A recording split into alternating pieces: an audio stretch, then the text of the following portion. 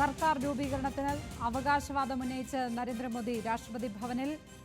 NDA നേതാക്കൾക്കൊപ്പം Narendra Modi ഇപ്പോൾ രാഷ്ട്രപതി ഭവനിൽ എത്തിച്ചേർന്നിരിക്കുന്നു. രാഷ്ട്രപതി ദ്രൗപദി മുർമുവിനെ കണ്ട് ഭൂരിപക്ഷം ഉണ്ട് എന്ന് പറഞ്ഞ് സർക്കാർ രൂപീകരണത്തിനുള്ള അവകാശവാദം ഉന്നയിക്കും. വിവരങ്ങളുമായി ഇപ്പോൾ രുജീഷ് രവീന്ദ്രൻ ഡൽഹിയിൽ നിന്ന് ചേരുന്നു. രുജീഷ്, ആർക്കൊക്കെ ഒപ്പമാണിപ്പോൾ നരേന്ദ്രമോദി രാഷ്ട്രപതി ഭവനിലെത്തി ദ്രൗപദി മുർമുവിനെ കാണുന്നത്? വിശദാംശങ്ങൾ എന്ത്?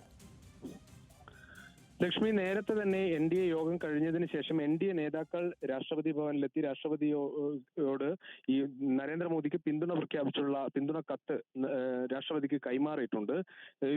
അതിന് പിന്നാലെയാണ് നരേന്ദ്രമോദി മറ്റ് നേതാക്കളെ BJP നേതാക്കളെ എല്ലാം കണ്ടതിന് ശേഷം പതിവ് പോലെ നേരത്തെ നരേന്ദ്രമോദി പ്രധാനമന്ത്രി ആകുമ്പോഴും LK അദ്വാനി, മുരളി മനോഹർ ജോഷി തുടങ്ങിയ മുതിർന്ന നേതാക്കളെ കണ്ടുകൊണ്ട് തന്നെയാണ് ഈ അധികാരം ഏൽക്കാനായി എത്തിയത്.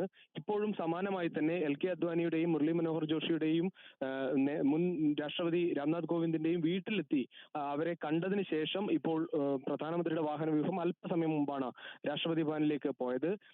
ഇത് സ്വാഭാവികമായ ഒരു നടപടിക്രമമായിരുന്നു ഇന്ന് പ്രധാനമന്ത്രിയായി നരേന്ദ്രമോദിയെ തെരഞ്ഞെടുക്കുന്നത്. കാരണം മറ്റൊരു പേരും NDA യോഗത്തിനു ഇടയിലോ ഈ തെരഞ്ഞെടുപ്പിന് ശേഷമോ NDAയുടെ ഭാഗത്തു നിന്നുണ്ടായിരുന്നില്ല.